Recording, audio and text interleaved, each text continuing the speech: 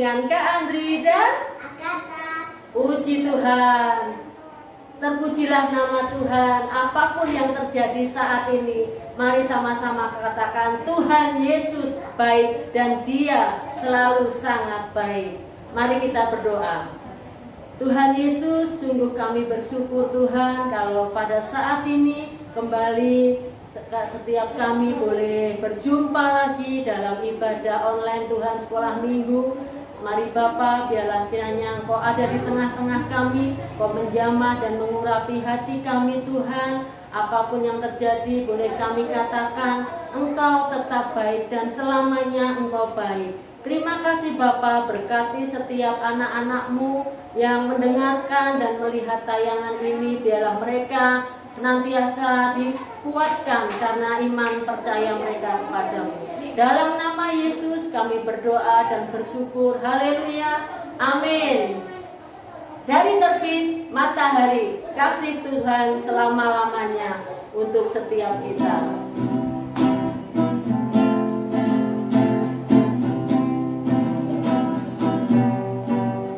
Dari terbit matahari sampai pada masuknya, biarlah nama Tuhan dipuji.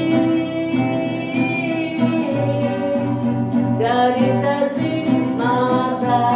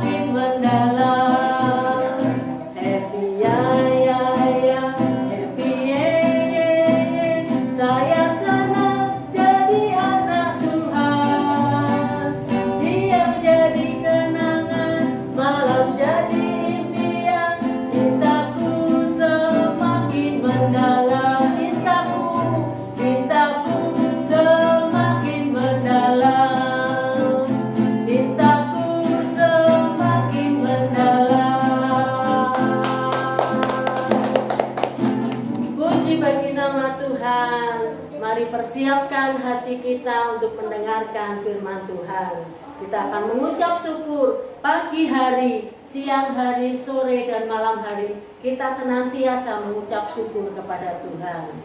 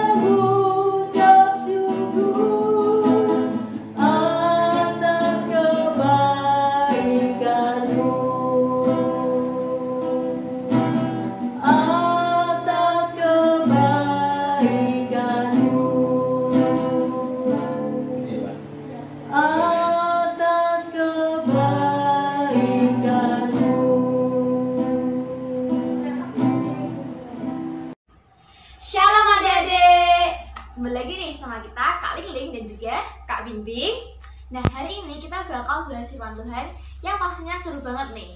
Betul banget. Nah, omong-omong nih adik-adik, kalian tahu nggak sih hewan keledai? Kak Lilin tahu nggak hewan keledai itu apa? Tahu dong, yang suka bawa barang itu kan? Betul. Nah, hewan keledai ini terkenal akan hewan yang lemah, lambat, dan bahkan keras kepala. Nah, adik-adik tahu nggak, saking ketiganya ini, keledai itu sering dijuluki sebagai hewan yang bodoh tahu? Iya, tapi jangan salah tuh. Walaupun keledai ini bodoh, tetapi juga dipakai Tuhan untuk menyatakan firman-Nya dan juga kuasanya. Nah, hari ini kita akan belajar dari kisah Bileam, di mana dalam kisah ini Tuhan memakai keledai ini untuk berbicara loh adik-adik.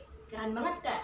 Nah, pasti adik-adik semua penasaran kan? Oleh karena itu, yuk kita semua duduk yang manis dan dengarkan cerita ini ya. Keledai yang bisa bicara. Kisah ini diambil dari Bilangan 22 ayat 1-41. Suatu hari, orang Israel berkemah di dataran Moab, dekat dengan kerajaan Moab. Kerajaan tersebut dipimpin oleh seorang raja bernama Balak yang takut kepada orang Israel. Ia khawatir apabila kerajaannya akan diserang oleh bangsa Israel. Oleh karena itu, Raja Moab mencari seorang tukang tenun yang bisa mengalahkan rakyat Israel, yaitu Bileam. Raja Balak pun segera memerintahkan para pelayan kerajaannya untuk segera menjemput Bileam. Tetapi, di kediaman Bileam, ternyata ia sedang berdoa kepada Tuhan. Tuhan pun berbicara kepada Bileam untuk tidak mengutuki bangsa Israel, dan Bileam pun menyetujuinya. Namun, ketika Bileam dipanggil oleh Raja Balak justru memerintahkan Bileam untuk mengutuki bangsa Israel sebanyak 3 kali. Dan Raja Balak berjanji untuk memberikan banyak uang dan emas kepada Bileam. Melihat banyaknya harta, akhirnya Bileam pun setuju untuk mengutuki bangsa Israel. Setelah itu, Bileam beserta para pelayan segera berangkat menuju ke rakyat Israel. Tiba-tiba, di tengah jalan, keledai milik Bileam kakinya berhenti tidak mau berjalan. Dan akhirnya, keledai itu meniarap saja di jalan. Bileam pun marah dan kesal, dan ia memukul keledai itu dengan kayu sebanyak 3 kali. Lalu Tuhan membuka mulut keledai itu, sehingga dapat berbicara. "Kenapa engkau memukul aku?" tanya si keledai. Kemudian, Tuhan membuat Bileam dapat melihat malaikat yang diutusnya. Di depan mereka, ada malaikat Tuhan yang berkata agar Bileam menaati perintah Tuhan. Ia teringat bahwa Raja Moab telah memerintahkan Bileam agar mengutuk bangsa Israel sebanyak 3 kali. Akan tetapi, Bileam tidak mentaati perintah Raja Moab. Dia malah memberkati bangsa Israel sebanyak 3 kali.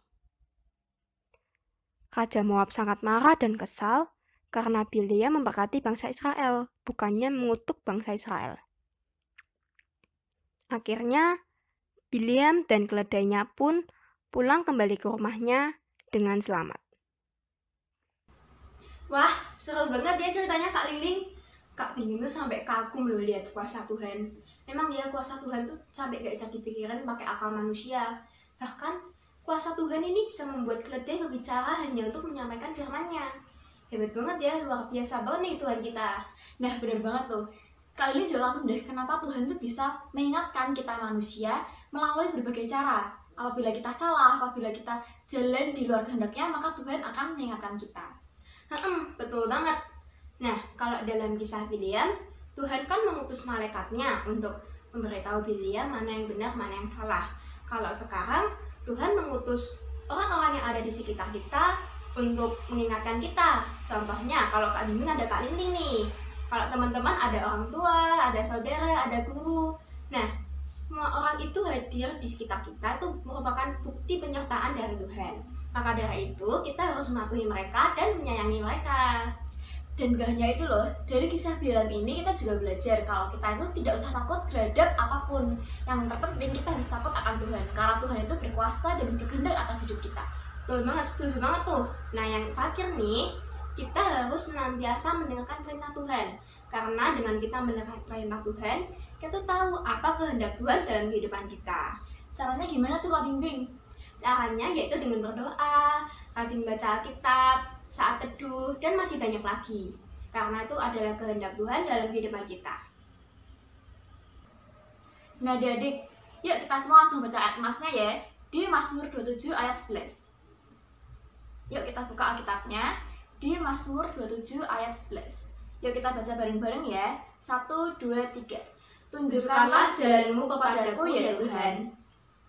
Nah, gimana nih adik-adik cerita kali ini? Seru banget ya. Nah, udah sampai di akhir acara nih kita. Yuk sekarang kita berdoa untuk menutupi kegiatan akhir ini. Mari kita berdoa. Tuhan Yesus, terima kasih Tuhan karena Engkau telah mengingatkan kami untuk senantiasa berada di jalan-Mu dan mendengarkan perintah-Mu Tuhan. Berkati kami supaya firman yang kami dengar kali ini bisa menjadi rema dalam kehidupan kita, dan kami bisa melakukannya dalam kehidupan kami sehari-hari. Berarti kami Tuhan selama seminggu ini, kiranya Engkau memberkati kami, keluarga kami, berarti kesehatan kami Tuhan, berarti dimanapun kami berada. Terima kasih Tuhan, terima kasih. Sebentar kami ingin melanjutkan aktivitas kami masing-masing, kiranya Engkau memberkati dari pagi hingga malam. Terima kasih Tuhan, ampuni akan segala dosa dan kesalahan kami. Di dalam nama Yesus kami berdoa. Haleluya, amin.